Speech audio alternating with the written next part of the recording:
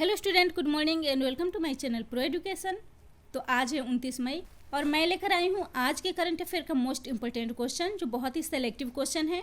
तो मेरा वीडियो आप लोग को अच्छा लगता हो तो मेरे चैनल को सब्सक्राइब जरूर कर लीजिएगा और बेल आइकन प्रेस कर लीजिएगा ताकि नोटिफिकेशन आपको मिल सके। तो स्टार्ट करते हैं आज का पहला क्वेश्चन। मारुति सुजुकी इंडिया ने हाल ही में किस बैंक के साथ समझौता किया है? ऑप्शन ए है एक्सिस बैंक, ऑप्शन बी है ICICI बैंक, ऑप्शन सी है Punjab national bank and option D है यस बैंक। इसका राइट आंसर होगा ऑप्शन बी ICICI बैंक। तो मारुति सुजुकी इंडिया ने ICICI बैंक के साथ समझौता किया है ताकि उसके ग्राहकों को EMI की सुविधा मिल सके, जो कोरोना वायरस महामारी के कारण नकदी की समस्या से जूझ रहे हैं। तो यह बात हो रही है मारुति सुजुकी इंडिया की, जो जापानी मोटर गाड़ी और मोटरसाइकिल निर्माता सुजुकी की एक सहायक कंपनी है। स्थापना हुई थी 1981 में। फाउंडर है संजय गांधी, हेडक्वार्टर है न्यू दिल्ली, चेयरमैन है RC Bhargava, MD and CEO है Kenichi Ayukawa. Maruti Suzuki India ने ICICI बैंक के साथ समझौता किया है। तो ICICI बैंक, जिसका फुल फॉर्म होता है industrial credit and investment corporation of India, यानी कि भारतीय औद्योगिक ऋण और निवेश निगम, स्थापना हुई थी 1994 में। हेडक्वार्टर है मुंबई महाराष्ट्र, चेयरमैन है Girish Chandra Chaturvedi, MD and CEO है संदीप बख्शी। नेक्स्ट क्वेश्चन है, हाल ही में नील नदी पर मेगा जल विद्युत परियोजना का निर्माण किस देश के द्वारा किया जा रहा है? ऑप्शन ए है इथियोपिया, ऑप्शन बी है पाकिस्तान, ऑप्शन सी है भूटान एंड ऑप्शन डी है श्रीलंका। इसका राइट आंसर होगा ऑप्शन ए इथियोपिया। तो मेगा जल विद्युत परियोजना जो अफ्रीका की सबसे बड़ी बांध परियोजना है, जिसको नील नदी पे बनाया जा रहा है। इस परियोजना ने इथियोपिया और अन्य देशों के बीच जल विद्युत युद्ध को बढ़ा दिया है। इस बांध का निर्माण इथियोपिया के तराई क्षेत्र में ब्लू नदी यानी कि नील नदी पे किया जा रहा है। नील नदी विश्व की सबसे लंबी नदी है। तो यह बात हो रही है इथियोपिया की। राजधानी है अदिस अबाबा, राष्ट्रपति है शहले वर्क जौदे, प्रधानमंत्री है अभी अहमद अली, करेंसी है बिर। नेक्स्ट क्वेश्चन है, हाल ही में कॉलिंग एप्लीकेशन कैचअप किसके द्वारा लॉन्च किया गया है? ऑप्शन ए है फेसबुक, ऑप्शन बी है व्हाट्सएप, ऑप्शन सी है इंस्टाग्राम एंड ऑप्शन डी है ट्विटर। इसका राइट आंसर होगा ऑप्शन ए फेसबुक। फेसबुक ने कैचअप एप्लीकेशन को लॉन्च किया है। इस कॉलिंग एप्लीकेशन का उद्देश्य दोस्तों और परिवार के सदस्यों को एक साथ कॉल के समय जोड़ना है।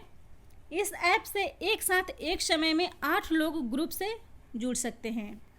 तो यह बात हो रही है फेसबुक की।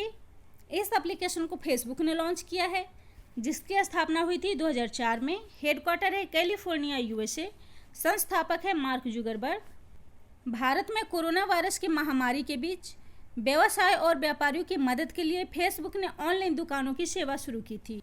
अगला क्वेश्चन है, आईना आर्टिफिशियल इंटेलिजेंस आधारित अटेंडेंस एप्लीकेशन किसने लॉन्च किया है?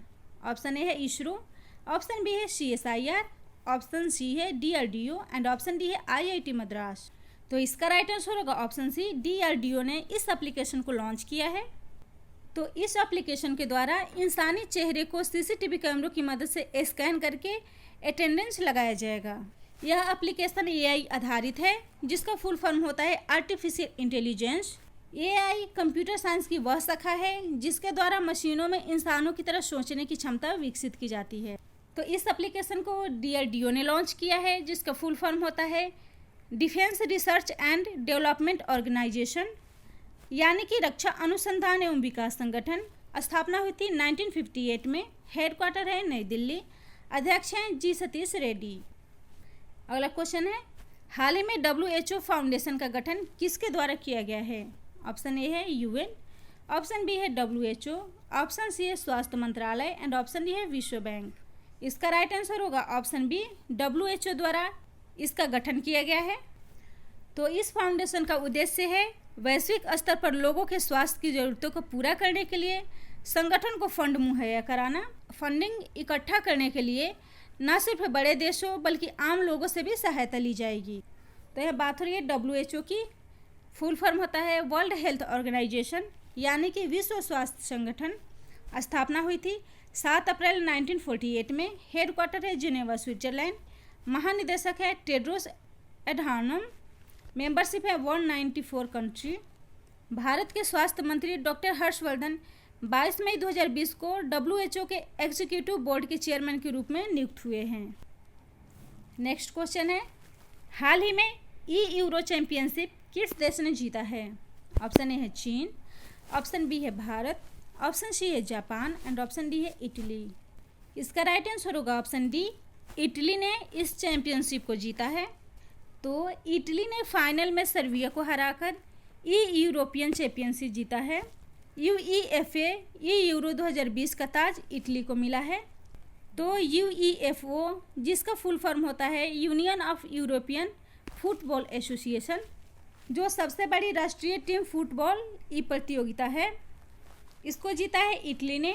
राजधानी है रोम, राष्ट्रपति है सर्गियो मैट्रेला, प्रधानमंत्री है जिउसेप्पे कॉन्टे, करेंसी है यूरो। नेक्स्ट क्वेश्चन है, हाल ही में कोरोना संकट के बीच विश्व का तीसरा सबसे अमीर व्यक्ति कौन बन गया है? ऑप्शन ए है जेफ बेजोस, ऑप्शन बी है बिल गेट्स, ऑप्शन सी है mark Zuckerberg and option D है मुकेश अंबानी। इसका राइट आंसर होगा ऑप्शन सी, मार्क जुगरबर्ग। तो ब्लूमबर्ग बिलियनियर्स इंडेक्स के अनुसार फेसबुक के शेयरों में 2.4% की वृद्धि के साथ मार्क जुगरबर्ग दुनिया के तीसरे सबसे अमीर व्यक्ति बन गए हैं। मार्क जुगरबर्ग की कुल संपत्ति 81.6 अरब डॉलर है। पहले नंबर पर अमेजन के फाउंडर जेफ बेजोस हैं, जिनकी कुल संपत्ति 112 बिलियन डॉलर है। दूसरे नंबर पर माइक्रोसॉफ्ट के फाउंडर बिल गेट्स हैं, जिनकी कुल संपत्ति 90 बिलियन डॉलर है।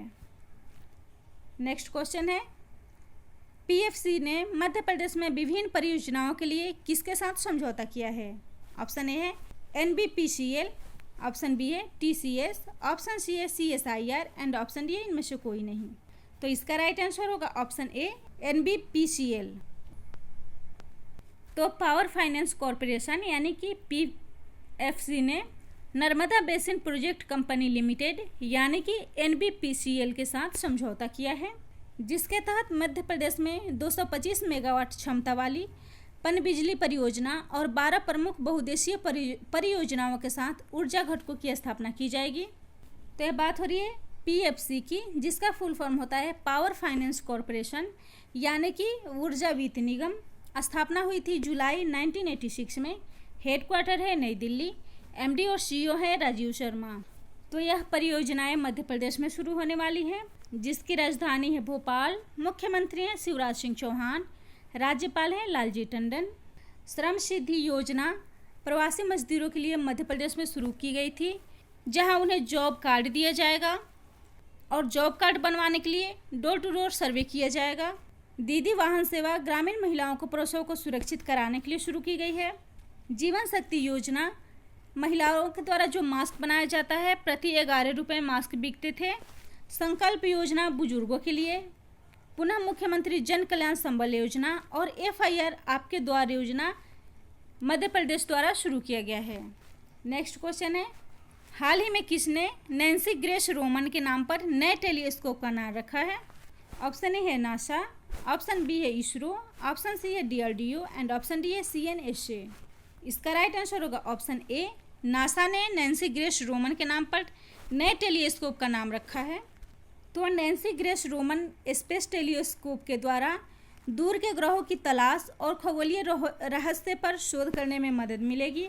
हबल टेलीस्कोप WFIRST यानी कि wide field infrared server telescope का नाम बदलकर नैन्सी ग्रेस रोमन कर दिया गया है। इसका नाम चेंज नासा ने किया है, जो अमेरिका की स्पेस एजेंसी है। स्थापना हुई थी 29 जुलाई 1958 में। हेडक्वार्टर है वाशिंगटन DC। मोटो है for the benefit of all. Administrator है जिम ब्रिडेनस्टाइन। नेक्स्ट क्वेश्चन है, हाल ही में किस राज्य ने किसानों को अनुबंध कृषि की अनुमति दी है? ऑप्शन ए है तमिलनाडु, ऑप्शन बी है पश्चिम बंगाल, ऑप्शन सी है पंजाब एंड ऑप्शन डी है उड़ीसा। इसका राइट आंसर होगा ऑप्शन डी, उड़ीसा। तो अनुबंध खेती में किसान द्वारा उगाई गई फसल को कॉन्ट्रैक्टर, जो कॉन्ट्रैक्ट पर खेत को लेते हैं, एक तय किए गए दाम में खरीदेंगे। इसमें खाद बीज से लेकर सिंचाई और मजदूरी सब खर्चा कॉन्ट्रैक्टर के ही होते हैं। तो यह बात हो रही है उड़ीसा की। राजधानी है भुवनेश्वर। मुख्यमंत्री है नवीन पटनायक। राज्यपाल है गणेशी लाल। उड़ीसा की सीमाएं छत्तीसगढ़, आंध्र प्रदेश, पश्चिम बंगाल और झारखंड से मिलती है। उच्च न्यायालय है कटक। जनजातियां हैं संथाल, कोल और गोंड। हाल ही में उड़ीसा में चक्रवात तूफान अम्फान आया था। उड़ीसा के कोणार्क सूर्य मंदिर और कोणार्क शहर को पूरी तरह से सोलराइज किया जाएगा। नेक्स्ट क्वेश्चन है, हाल ही में किस देश ने आपातकाल को समाप्त करने का निर्देश दिया है? ऑप्शन ए है नेपाल, ऑप्शन बी है रूस, ऑप्शन सी है जापान एंड ऑप्शन डी है इराक। तो इसका राइट आंसर होगा ऑप्शन सी, जापान। जापान के प्रधानमंत्री शिंजो आबे ने कोरोना वायरस के कारण लागू आपातकाल को टोक्यो और 4 अन्य हिस्सों में समाप्त कर दिया है। तो यह बात हो रही है जापान की। राजधानी है टोक्यो, प्रधानमंत्री है शिंजो आबे, सम्राट है नरूहितो, करेंसी है येन। नेक्स्ट क्वेश्चन है, ओला इलेक्ट्रिक ने किस वर्ष तक भारतीय बाजार में अपना इलेक्ट्रिक स्कूटर लॉन्च करने की घोषणा की है? ऑप्शन ए है 2021, ऑप्शन बी है 2022, ऑप्शन सी है 2023 एंड ऑप्शन डी है 2024। इसका राइट आंसर होगा ऑप्शन ए 2021। तो ओला इलेक्ट्रिक मोबिलिटी ने नीदरलैंड की इलेक्ट्रिक स्कूटर कंपनी एटेर्गो बीवी के साथ इलेक्ट्रिक स्कूटर के लिए समझौता किया है जो 2021 तक लॉन्च होगा। तो यह बात हो रही है ओला इलेक्ट्रिक मोबिलिटी की। स्थापना हुई थी 3 दिसंबर 2010 में। फाउंडर है भावेश अग्रवाल, हेडक्वार्टर है बेंगलुरु कर्नाटका। इसने एटेर्गो बीवी के साथ समझौता किया है जो कि नीदरलैंड के एम्स्टर्डम में स्थित कंपनी है जिसकी स्थापना 2014 में हुई थी। यह इलेक्ट्रिक 2 व्हीलर का निर्माण करती है। अगला क्वेश्चन है, हाल ही में श्यामला जी भावे का निधन हो गया, वे किस क्षेत्र से संबंधित थी? ऑप्शन ए शास्त्रीय नृत्य, ऑप्शन बी है शास्त्रीय संगीत, ऑप्शन सी है चित्रकार एंड ऑप्शन डी है चिकित्सा। इसका राइट आंसर होगा ऑप्शन बी, शास्त्रीय संगीत से संबंधित थी। तो श्यामला जी भावे कर्नाटक की एक प्रतिष्ठित गायिका थी। उन्होंने भारत के पहले संस्कृत धारावाहिक कादम्बरी का संगीत तैयार किया था। इसके अलावा उन्होंने 1997 से लेकर 2001 तक कर्नाटक संगीत नृत्य एकेडमी में भी काम किया था। उन्हें उदयगान विदुषी से सम्मानित किया गया था। 79 वर्ष की उम्र में हृदयघात से उनका निधन हो गया है। तो मेरा वीडियो आप लोग को अच्छा लगता हो तो प्लीज़ लाइक कर दीजिएगा, शेयर कर दीजिएगा एंड सब्सक्राइब कर लीजिएगा।